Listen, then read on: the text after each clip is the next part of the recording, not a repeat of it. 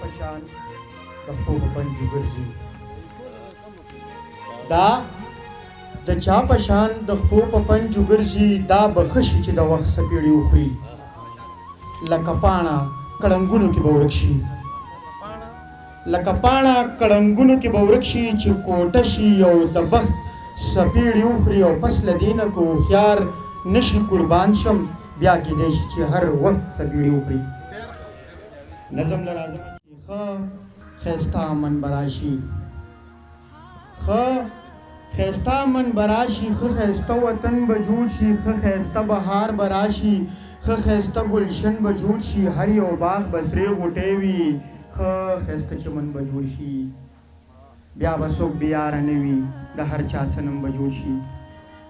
دا خبرې څو کول دي بیا هغه ته رسول دي زما او ستا خبره یو ده صرف دا ورته ویل دي او بس دومره کار کول دي مخورس پیدا کول دي مونږ ټول پښتانه یو یو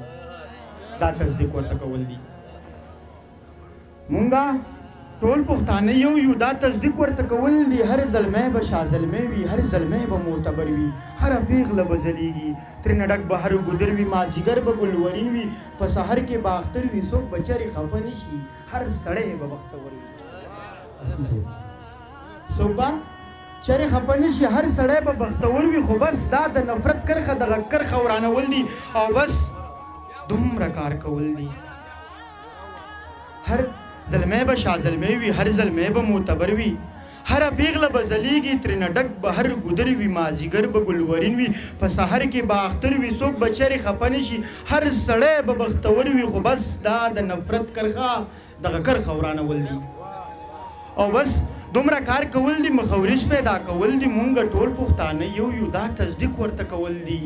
خوشحالۍ به راټوکېږي تربګنۍ به پناه کېږي اباسین صاحب خوشحالۍ به راټوکېږي تربګنۍ به پناه کېږي هر یو غم به مشرک وي ځان ځانۍ به پناه کېږي بیا به هر سړی کامیاب وي ناکامۍ به پناه کېږي بیا به هر سړی کامیاب وي ناکامۍ به پناه کېږي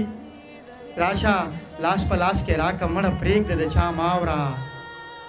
راشه لاس په لاس کې راکه مړه پرېږده د چا ماوره دا زمونږ د سر دشمن دی د قاضي ملا نه واوره سر د روغې کامیابي ده په کلاو غوږونو واوره د لیوان ښایسته شعرونه دي خو ځان پې پویول دي او بس دومره کار کول دي مخورس پیدا کول دي مونږ ټول پښتانه یو یو دا تصدیق ورته کول دي دا تصدیق ورته کول دي ډېره مننه